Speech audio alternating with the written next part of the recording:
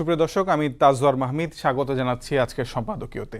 Refined Awami League নামে নতুন একটি ষড়যন্ত্র নিয়ে আসার পরিকল্পনা চলছে।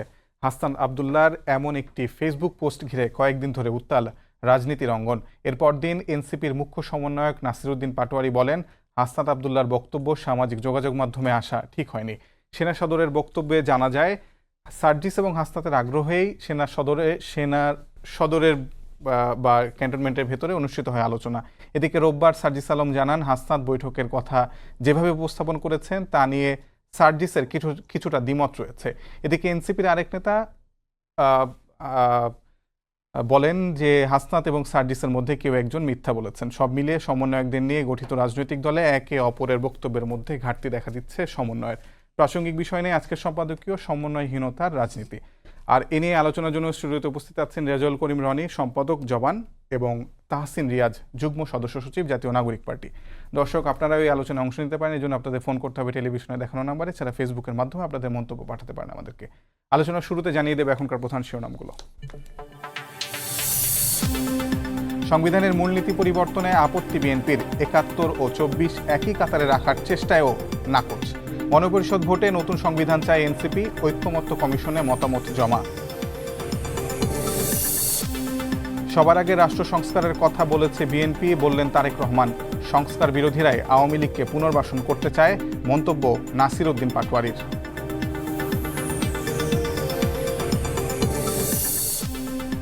জুলাই অভ্যুত্থানের শহীদ ও আহতরা জাতির কৃতি সন্তান, সবসময় পাশে থাকবে সেনাবাহিনী, জানালেন সেনাপ্রধান। কাউকে মনোবল না হারানোর আহ্বান।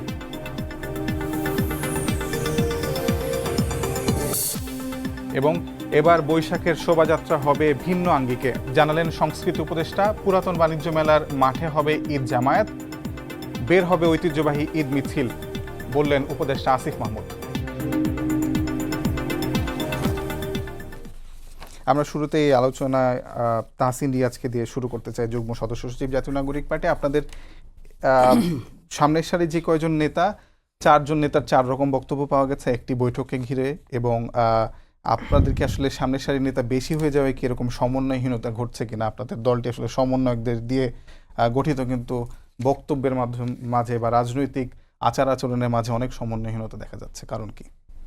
ধন্যবাদ যারা আমাকে দেখছেন। আসলে যে ধরনের বক্তব্য বিভিন্ন সময় আমরা বিগত 2 দিন ধরে আমরা সোশ্যাল মিডিয়াতে আমরা দেখেছি, সে সমস্ত বক্তব্য নিয়ে আসলে ইতিমধ্যে মন্তব্য চলে এসেছে, অনেক মন্তব্য এসেছে। আপনি নিজেই বলেছেন যে পার্টির 4 জন গুরুত্বপূর্ণ পদে থাকা লোকজন তারা তাদের মন্তব্য সোশ্যাল মিডিয়াতে দিয়েছে।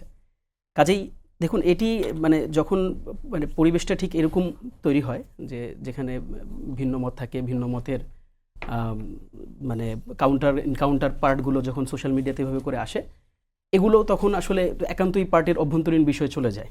আপনি আজকে যে আলোচনাটি এখানে ইনিশিয়েট করতে চাচ্ছেন, এখন এই আলোচনাটা আমাদের পজিশন থেকে এখন এক্সটেনশনের জায়গাটাতে আসলে আমরা অনেক বেশি সীমিত একটা জায়গায় চলে এসেছি। এটি এখন more centred on the party position and the party meeting. তো এগুলো নিয়ে আমরা আমাদের মতন করে কথা বলবো। যে ধরনের সমন্বয়হীনতার কথা আপনি বলেছেন এবং যেই অ্যাঙ্গেল থেকে বলেছেন যে সমন্বয়কদের দ্বারা গঠিত যে দল, সে দলে এই ধরনের সমন্বয়, এই ধরনের সমন্বয়হীনতা আমি আসলে দোষারোপের রাজনীতি আমরা করতে চাই না। এই ধরনের সমন্বয়হীনতা তো আমরা যেদিন বাংলাদেশের রাজনীতিতে যেদিন আওয়ামী লীগকে ব্যান করা নিয়ে যখন আলোচনা শুরু হয়েছে, সেদিন কিন্তু আমরা বিএনপির পক্ষ থেকে 4 জন টপ সারির কিন্তু নেতার 4 ধরনের বক্তব্য পেয়েছি। এটাও তো রাজনীতিতে খুবই গুরুত্বপূর্ণ একটা অংশ, যেখানে বাংলাদেশের সবচেয়ে ঐতিহ্যবাহী, বাংলাদেশের সবচেয়ে বড় রাজনৈতিক দল, তাদের 4 জন পার্টি পজিশনে, সবচেয়ে টপ এন্ডের পার্টি পজিশনে 4টা বক্তব্য আমরা পেয়েছি। মির্জা ফখরুল সাহেব এক ধরনের কথা বলেছেন, সালাউদ্দিন সাহেব এক ধরনের কথা বলেছেন, রিজভী সাহেব এক ধরনের কথা বলেছেন, এবং তাদের পার্টির ভারপ্রাপ্ত চেয়ারম্যান এক ধরনের কথা বলেছেন। কাজেই আমরা এই অ্যাঙ্গেলে একেবারে এতটা রুড অ্যাঙ্গেলে আমরা দেখছি না ব্যাপারটাকে। আমরা এভাবে দেখছি যে দেখুন, এখানে একটি ব্যাপার খুব ক্ল্যারিফাইড ওয়েতে আসা দরকার। সেটি হচ্ছে, এটা ইতিমধ্যেই সার্জিস এবং হাসনাদের যে পোস্ট, এই পোস্টে কিন্তু আপনারা দেখেছেন যে তারা কিন্তু কোথাও কোনো পজিশনে কিন্তু এটি বলার চেষ্টা করেনি যে এই যে আলোচনা সভাটি সর্বোচ্চ আলোচিত এখন যে আলোচনা সভা, সেই আলোচনা সভাটি এনসিপি ভার্সেস সেনাবাহিনী ক্যান্টনমেন্ট বা সেনাবাহিনীর যে ফোর্স আছে তাদের সাথে হয়েছে। এটা এনসিপি ভার্সেস কিন্তু আপনার সেনাবাহিনীর কোনো মিটিং না। এখন প্রশ্ন হতে পারে যে তারা কি এই ধরনের মিটিংয়ে যেতে পারেন কিনা।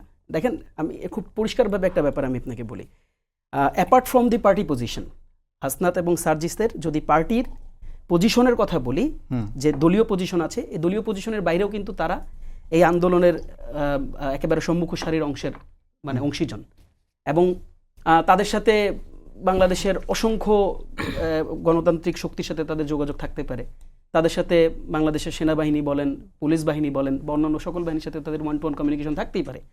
এটাকে আমরা খুব একটা অস্বাভাবিক চোখে দেখি না। এখন তারা ব্যক্তিগতভাবে যখন এই মিটিংটি করেছেন, তখন আসলে এই পুরো যে জবাবদিহিতার জায়গাটা বা এটা ক্ল্যারিফাই করার যে জায়গাটা, এটার ব্যাখ্যা প্রদান করার যে জায়গাটা, এই ব্যাখ্যা প্রদানের জায়গাটা আসলে তাদের উপর বর্তায়।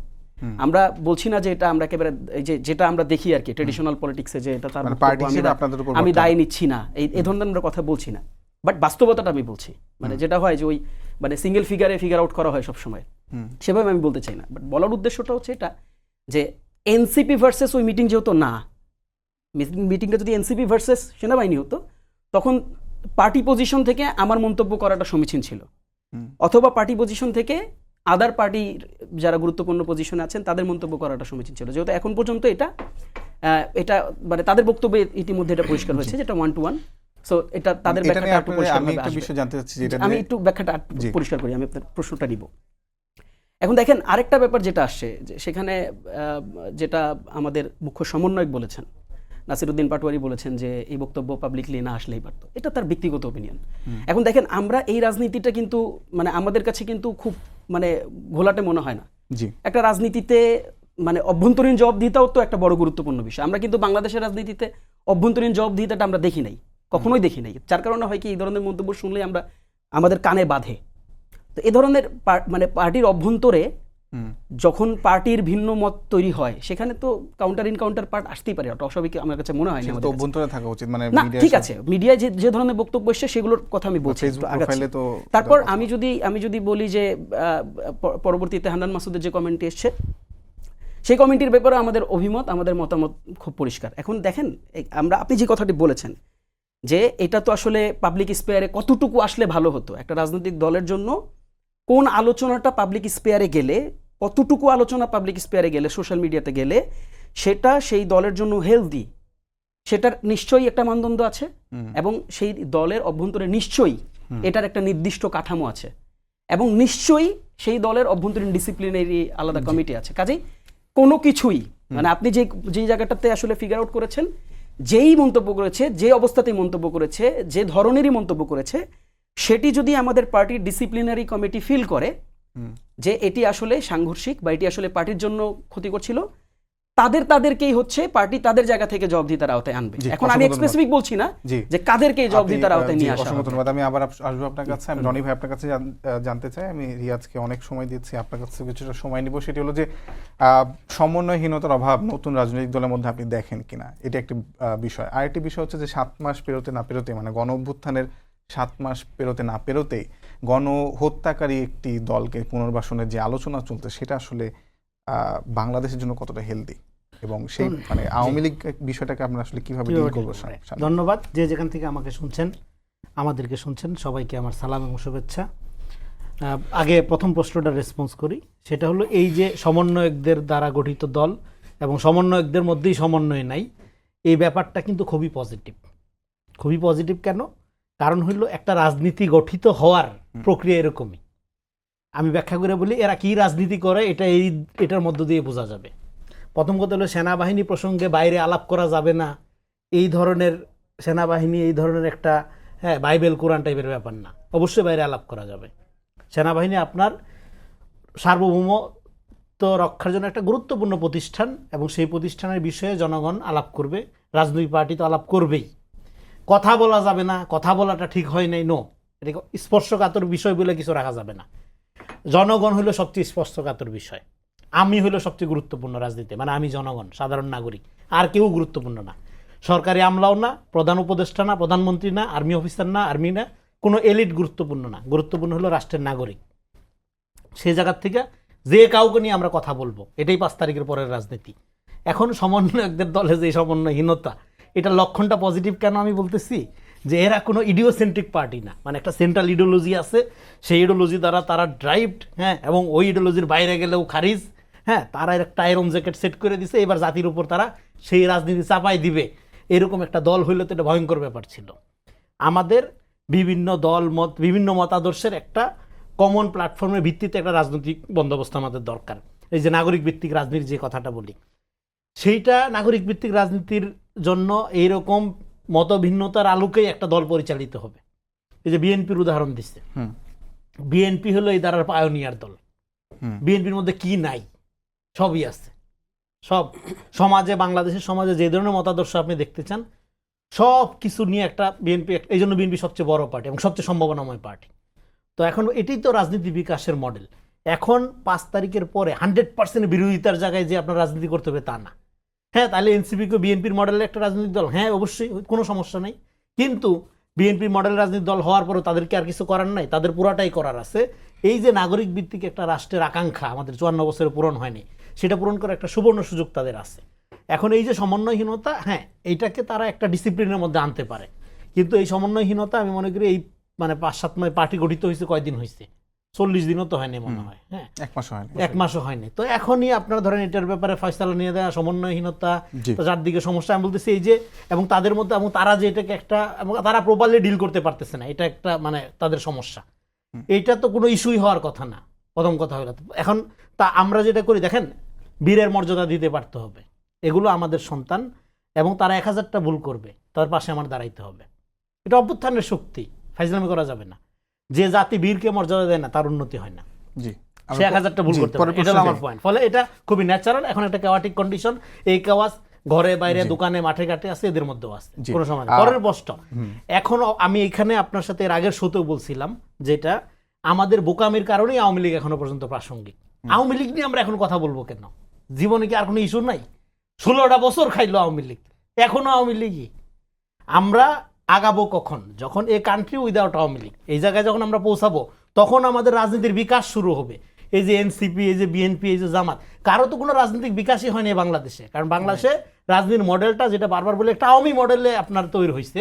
এখন আওয়ামী লীগকে আপনি কিভাবে ডিল করবেন? এই জন্য আমি বলি, ওই যে পুরানা কথা আবারও মনে রাখতে হবে, আগামী দিনে বাংলাদেশে রাজনীতি তৈরি হবে আওয়ামী লীগ বিষয়ে কে কি অবস্থান গ্রহণ করছেন, বা আওয়ামী লীগ প্রশ্নটিকে কে কিভাবে ডিল করছেন, তার আলোকেই আগামী দিনের রাজনীতি গঠিত হবে, বা তার রাজনীতির ভবিষ্যৎ নির্ভর করবে।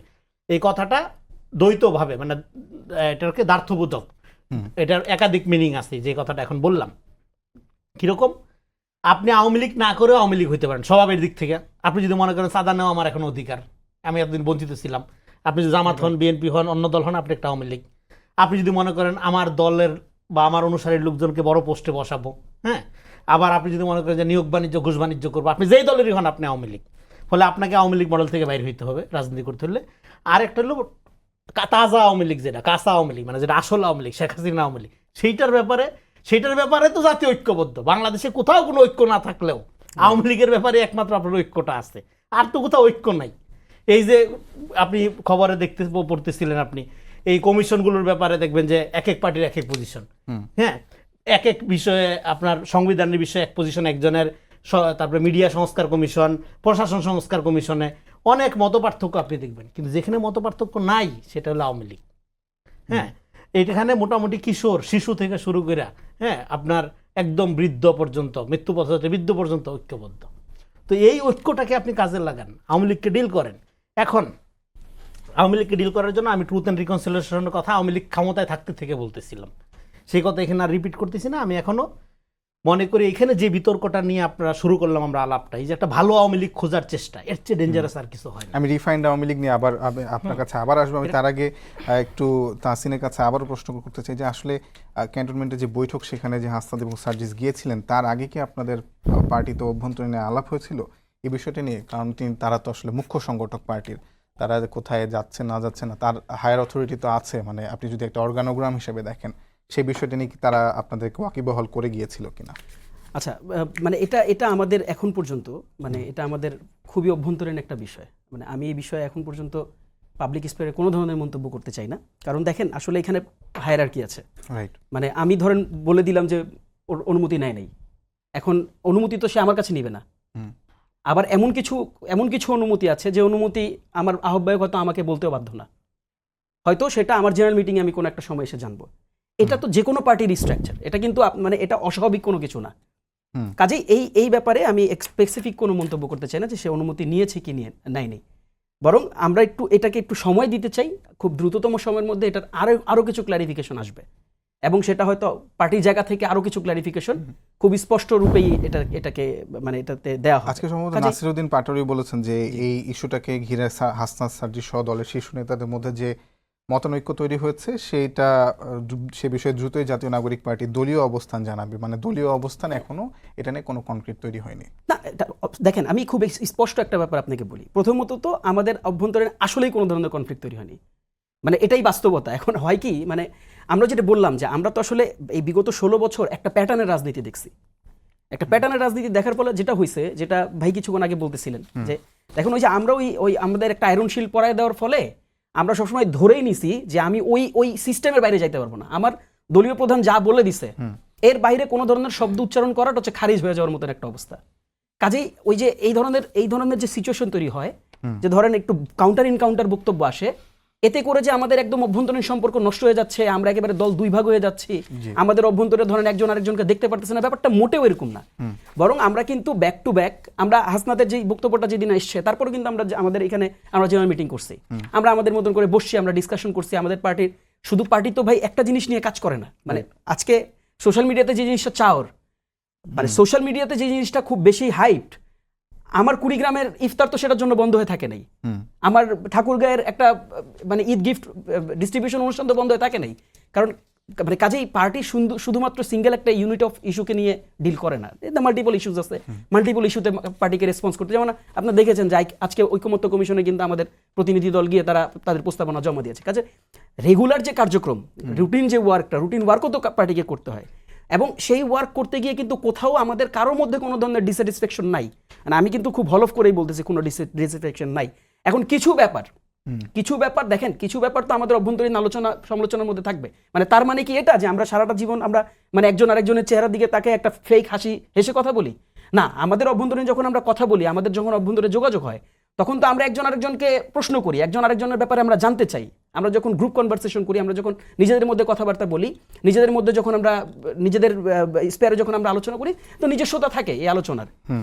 তার মানে কোথাও মানে ওই আলোচনা থাকলে একেবারে পার্টি ভেঙে যাচ্ছে, বড় কোনো ডিস্যাটিসফ্যাকশন তৈরি হচ্ছে, সেখান থেকে দূরত্ব তৈরি হয়ে যাচ্ছে, ব্যাপারগুলো আসলে এরকম না। জি, অসংখ্য ধন্যবাদ। আমি আপনার কাছে আবার আসবো, একটা প্রশ্ন আপনার কাছে থাকবে। আপনি বলছেন যে ডিসঅ্যাফেকশন নেই আপনাদের দলের মধ্যে, নেতাদের মধ্যে, কিন্তু আমরা দেখেছি যে আপনাদের দলের মধ্যে থেকে বেরিয়ে একটি নতুন রাজনৈতিক দল এপ্রিলে আনার জন্য চেষ্টা করা হচ্ছে, সেই বিষয়ে আপনি নিশ্চয়ই মন্তব্য করবেন। রনি ভাই, আপনার কাছে যে প্রশ্নটি রাখতে চাচ্ছিলাম সেটি হলো যে রিফাইন্ড আওয়ামী লীগ বলতে আসলে আপনি কি বুঝেন? প্রথম আরেকটু রেসপন্স করে নিই। সেনাপ্রধানকে ধন্যবাদ। আমি যে কথাটা বলতেছিলাম বীরের মর্যাদার ব্যাপারটা কিন্তু উনি বোঝেন, কারণ উনি তো সৈনিক।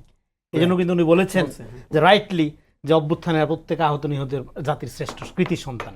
হ্যাঁ, তো বীরদের সম্মান আমাদের করতে হবে। ৭১-এর বিরুদ্ধে আমরা যেরকম করি, হ্যাঁ, ২৪-এর বিরুদ্ধে আমাদের করতে পারতে হবে। হ্যাঁ, কিন্তু আমাদের এখানে দেখেন হাসনাত আব্দুল্লাহর পোস্টটা যদি দেখেন, ইন জেনারেলি সে সেনাবাহিনীর নিয়ে কথা বলতেছে নাকি সেনাবাহিনীর আওয়ামী দোসর যারা, হ্যাঁ, সেনা লীগের বিরুদ্ধে কথা বলতেছে, এটা আমাদের বুঝতে হবে। ইন জেনারেলি সেনাবাহিনীর বিরুদ্ধে যাওয়ার তো কোনো সুযোগই নাই, কারণ সেনাবাহিনী তো অভ্যুত্থানের পার্ট। আপনার এটা তো ছাত্র সেনা জনতা মিলায়া সম্মিলিত অভ্যুত্থান। এখানে তো মুখোমুখি তার কারণে কোনো সুযোগই নাই আপনার। বাংলাদেশের পক্ষ একটাই, জালেম এবং মজলুম, ফ্যাসিবাদের পক্ষে না বিপক্ষে, এর বাইরে আর কোনো পক্ষ নেই। তো এখন একটা রাজনৈতিক বিকাশের সময়, দেশ পুনর্গঠনের সময়, সেখানে আপনি সেনাবাহিনীকে একটা নতুন দলের মুখোমুখি দাঁড় করে দিবেন কেন? সেটা কোনো সুযোগ নাই, সেটা সেনাবাহিনী আজকে পরিষ্কার করছে। অন্যদিকে বিখ্যাত ফিলোসোফার আপনার একাডেমিশিয়া পাকিস্তানের দেখেন মডেলটা যদি চিন্তা করেন, মিলিটারি ইনকর্পোরেশন, আয়শা সিদ্দিকার একটা বিখ্যাত থিসিস আছে। তো আপনার এই সেনাবাহিনী তো আওয়ামী আমলে ধ্বংস হয়ে গেছে, ব্যবসা বাণিজ্যের কন্ট্রাক্টরের বাহিনীতে পরিণত হয়েছে। তো সেনাবাহিনী একটা সংস্কার লাগবে না? সেনাবাহিনী আমাদের সবচেয়ে জরুরি সার্বভৌমত্ব রক্ষাকারী ফোর্স, সেটা গোটা 16 বছরে সবই ধ্বংস হয়েছে। সেনাবাহিনী ধ্বংস হয় নাই? ডেফিনেটলি হয়েছে। তো সেনাবাহিনী সংস্কার নিয়ে তো কথা উঠতেছে, বিভিন্ন সভা সেমিনার আমরা করতেছি। তো সেনাবাহিনী সংস্কার করেন আপনি, সেটার কালচার এই যে বিগত ইলেকশনগুলোতে সেনাবাহিনীর ভূমিকা কি প্রশ্নবিদ্ধ করে নাই? মানুষকে আহত করে নাই? তো সেনাবাহিনী তারপর কিন্তু সমস্ত সেনারাই কি অপরাধী ছিল তা না, এটা প্রতিষ্ঠান আকারে তো সেনাবাহিনী অপরাধী হতে পারে না। তাহলে এখানেও একটা সংস্কার বা পুনর্গঠন প্রক্রিয়া আমাদের লাগবে।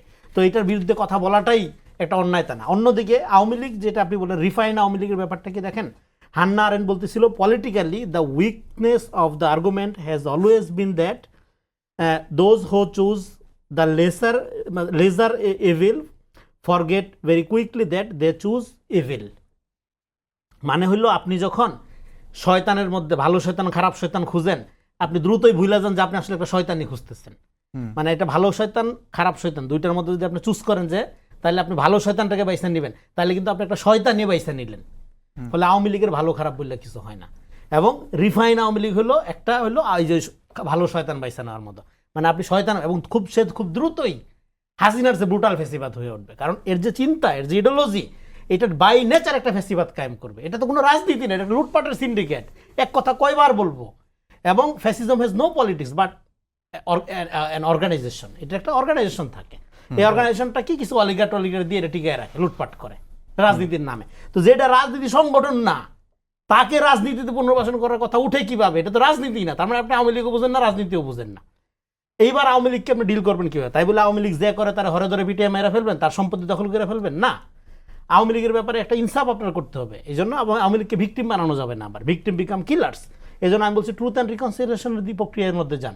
আপনি সেটাও যদি না যান তাহলে ইমিডিয়েট আরও 3টা পদ্ধতি আছে। একটা হলো আওয়ামী লীগ সংগঠন হিসাবেও তো অপরাধী, শুধু কি শেখ হাসিনা অপরাধী?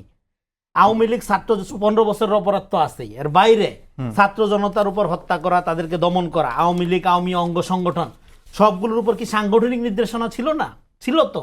তাহলে সংগঠন হিসাবে আওয়ামী লীগের বিচারের উদ্যোগ কে নিবে? রাষ্ট্রই তো একটা মামলা করে। এবং রাষ্ট্রকে এই সংগঠনটি যে 16 বছরে যেভাবে কলুষিত করছে, রাষ্ট্রকে যেভাবে সন্ত্রাসবাদী করে তুলছে, তার জন্য তো রাষ্ট্র নিজেও ভিকটিম। শুধু মানুষ ভিকটিম হয়েছে তা না, রাষ্ট্র কি? রাষ্ট্র ভাই আমি আপনি তো রাষ্ট্র। রাষ্ট্র তো একটা অনুভূতির ব্যাপার মাত্র, এটা তো আর কিছু না, তাই না? তো সেই রাষ্ট্রটা, রাষ্ট্রের এই যে নর্মস সোভারেন্টি যেটা, সেটা আওয়ামী লীগের দ্বারা নষ্ট হয়েছে না, ক্ষতিগ্রস্ত হয়েছে না? ফলে রাষ্ট্রই তো মামলা করতে পারে। আর যদি মামলা না করা যায় তাহলে আপনি একটা আইন করেন, বিধান করেন, বা ইন্টারন্যাশনাল আদালত আছে, আপনি হেগে যান, সব ওখানে সংগঠনের বিরুদ্ধে মামলা করা যায়। সেটা একটা প্রক্রিয়া হইতে পারে। এইটাও যদি আপনি না করেন তাহলে আপনি আরেকটা হলো যে লীগের বিষয়ে আপনি মানে একটা রেফারেন্ডাম দেন। যে আপনি যদি মনে করেন আচ্ছা লীগের ব্যাপারে। আরেকটা হলো বাংলাদেশের যে ইস্টাবলিশমেন্ট, এইটা তো ভাই মোরলেস আওয়ামী ইস্টাবলিশমেন্ট। পাকিস্তানে 22 পরিবার ছিল, সেই 22 পরিবার হাত বদল হইয়া তো শেখ পরিবার হয়েছে, 140 পরিবার হয়েছে। তো ফলে এই আওয়ামী মডেল থেকে তো আপনার বের হইতে হবে। এই জন্য এখানকার যে ইস্টাবলিশমেন্ট এবং আওয়ামী লীগ হলো আপনি কে? আপনার খালাতো ভাই, আমার খালাতো ভাইয়ের শ্বশুর, এগুলি তো আওয়ামী লীগ। মানে আমাদের ইন্টিমেট এনিমি। ইন্টিমেট এনিমি আপনি ডিল করবেন কিভাবে? এটা মাইরাকে একটা না, ইন্টিমেট এনিমি ডিল করতে হয় রিকনসিলিয়েশনের মধ্যে দিয়ে। ইন্টিমেট এনিমিকে আপনার মানে ধরেন আপনার খালাতো ভাই আওয়ামী লীগ করে, এখন আপনি কি করবেন? সে অপরাধী, তাহলে তার অপরাধের বিচারের একটা যেমন ব্যবস্থা করতে হবে। সে যদি জঘন্যতম হত্যার মতো অপরাধ করে ফেলে, আপনি তখন কি তার খালাতো ভাই হিসেবে তার পাশে দাঁড়াবেন নাকি অপরাধী হিসাবে তাকে সাব্যস্ত করবেন? আবার যদি সে সমর্থক হয় তাহলে তার তো রিকনসিলিয়েশনের সুযোগ দিয়ে তাকে আপনি সমাজে পুনর্বাসন করতে হবে, তাই না?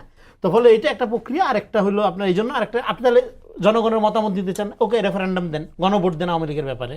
এটা 2 নাম্বার। 3 নাম্বার হলো আমি যেটা বারবার বলি ট্রুথ অ্যান্ড রিকনসিলিয়েশনের প্রক্রিয়া। আপনি সময় নিয়ে এটা door to door, road to road এটা করেন, করার মধ্যে দিয়ে আপনি সমাজকে হেলিং করেন। জি, সাউথ আফ্রিকার মতো। অসংখ্য ধন্যবাদ। আমি তাসিন দিয়ে যে আপনাকে প্রশ্নটা করতে চাই সেটা হলো যে আজকে বিএনপির স্থায়ী কমিটির সদস্য সালাউদ্দিন আহমেদ তিনি যখন ঐক্যমত্য কমিশনে, জাতীয় ঐক্যমত্য কমিশনে গিয়েছিলেন, তখন তিনি বলেছেন যে 71-এর মুক্তিযুদ্ধ আর 24-এ গণঅভ্যুত্থান এক কাতারে আনা হয়েছিল, যেটি মোটেও সমীচীন নয়। এবং 24-এ গণঅভ্যুত্থানের বিষয়ে সংবিধানে যদি অন্তর্ভুক্ত করা লাগে তাহলে আসলে প্রিঅ্যাম্বেল যেটা ছিল সেটাই রেখেই অন্য একটি তফসিলের মাধ্যমে আসলে অন্তর্ভুক্ত করা প্রয়োজন। আপনি কি মনে করেন কিনা যে 71-এর মুক্তিযুদ্ধ আর 24-এর গণঅভ্যুত্থান এক কাতারে আনার চেষ্টা একটা হয়েছিল? ওকে, আমি অনেক সময় আসলে সুপারসিডও করার চেষ্টা হয়েছিল যে 71-এর মুক্তিযুদ্ধকে 24-এ গণঅভ্যুত্থান দিয়ে। এটা ইটসেলফ ইজ আ পলিটিক্স। মানে আপনি এটা কি হয়, ধরেন একটা নতুন শক্তি, আপনি নতুন শক্তিকে ডিল করতে গিয়ে যখন আপনি ওই যে 71 ভার্সেস 24, আপনি যখন এই ধরনের প্রসেস যখন আপনি বা এই ধরনের পলিসি বা এই ধরনের স্ট্র্যাটেজি যখন আপনি হাতে নেন, তখন এই ধরনের আলোচনা আসে।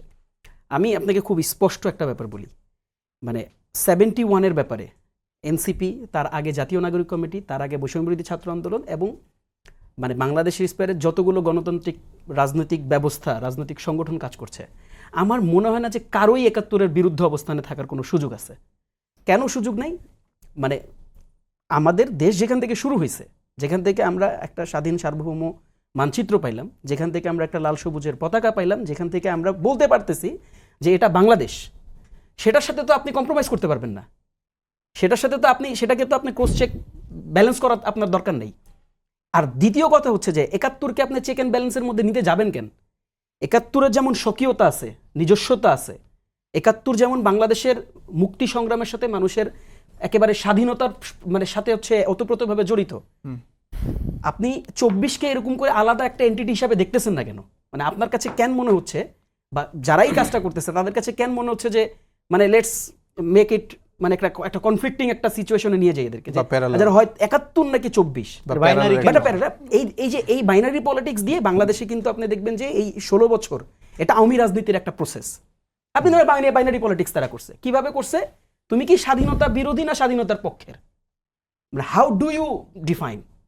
এটা কি আপনার এই সুযোগ আছে? আপনি আমরা দেখছি না বিগত ১৬ বছর তো আপনি মুক্তিযুদ্ধের প্রশ্নে আপনি বিভাজন তৈরি করেন নাই। বাংলাদেশকে আপনি স্পষ্টত আপনি দুইটা পক্ষে আপনি বিভক্ত করছেন। আপনি যখন মানুষের উপর যখন জুলুম করছেন, নির্যাতন করছেন, কোন কথাটা বলে জুলুম নির্যাতন করছেন আপনি বলেন তো? একটা কথা বলে আপনি জুলুম নির্যাতন করছেন যে ও আচ্ছা সে তো স্বাধীনতা বিরোধী।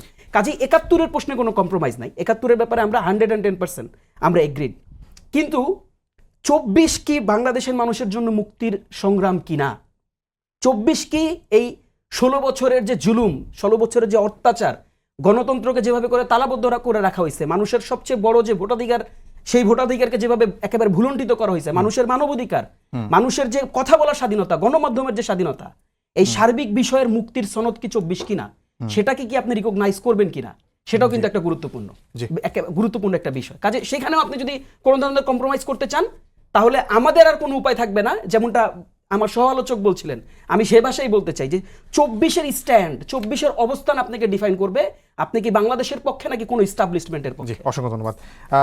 রনি ভাই, আপনার কাছে শেষ প্রশ্ন আমার, সেটি হলো যে আজকে নাসিরউদ্দিন পাটোয়ারি একটি মন্তব্য করেছেন যে যারা তৃণমূলের রাজনীতি চায় না বা তৃণমূলের নির্বাচন চায় না, তারাই আসলে ইনে বিনে আওয়ামী লীগকে প্রতিষ্ঠা করতে চায়, আওয়ামী লীগকে তৃণমূলের সক্রিয় করার চেষ্টা হচ্ছে। আপনি এই বিষয়ে কি মন্তব্য? দেখেন, আওয়ামী লীগকে প্রতিষ্ঠিত কে করতে চায় সেটা আমরা এর আগের প্রশ্নে আমরা আলোচনা করছি। আওয়ামী লীগকে প্রতিষ্ঠিত করার কোনো সুযোগ নেই, কারণ আওয়ামী লীগ নিজেই তো চাইতেছে না। আপনি কেন এটা নিয়ে কথা বলতেছেন? আপনি দেখেন এই অ্যারোগেন্ট আরাফাত কি বলছে, ইউনূস সরকারের অধীনে সে নির্বাচন করবে না।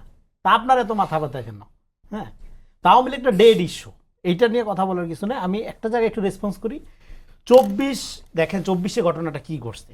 এই জেনজি জেনারেশন তার ঐতিহাসিক কর্তাসত্তা নিয়ে হাজির হইছে, বিদায় পৃথিবী বলে বন্দুকের সামনে দাঁড়াইছে, বীর তারা।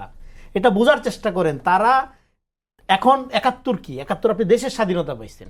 দেশের স্বাধীনতা কথাটার কোনো অর্থ থাকে না আপনার যদি রাজনৈতিক স্বাধীনতা না থাকে। আপনি ৫৪ বছরে এমন একটা রাজনৈতিক বন্দোবস্ত গড়ে তুলছেন, আপনি আপনার বাচ্চাদের সেভ করতে পারেন না, দুধের শিশু গুলি খেয়ে মারা যায়। এটা কি রাজনীতি? এটা গর্ব করার তো কিছু নাই। ফলে ২৪ আপনাকে রাজনৈতিক স্বাধীনতার অর্জনের আপনার লড়াই ছিল। আপনি ৫৪ বছরে যে টুঙ্গিপাড়ার উপনিবেশ ছিলেন, যে মুজিবতন্ত্রের অধীনে ছিলেন, যেই ক্ষমতায় থাকুক মাঝখানে, কিন্তু কালচারালি ফিলোসফিক্যালি আপনি কি এই টুঙ্গিপাড়ার ন্যারেশন থেকে বাইরে হইতে পারছেন? এই শাহবাগী বয়ান থেকে বাইরে হইতে পারছেন? পারেন নাই।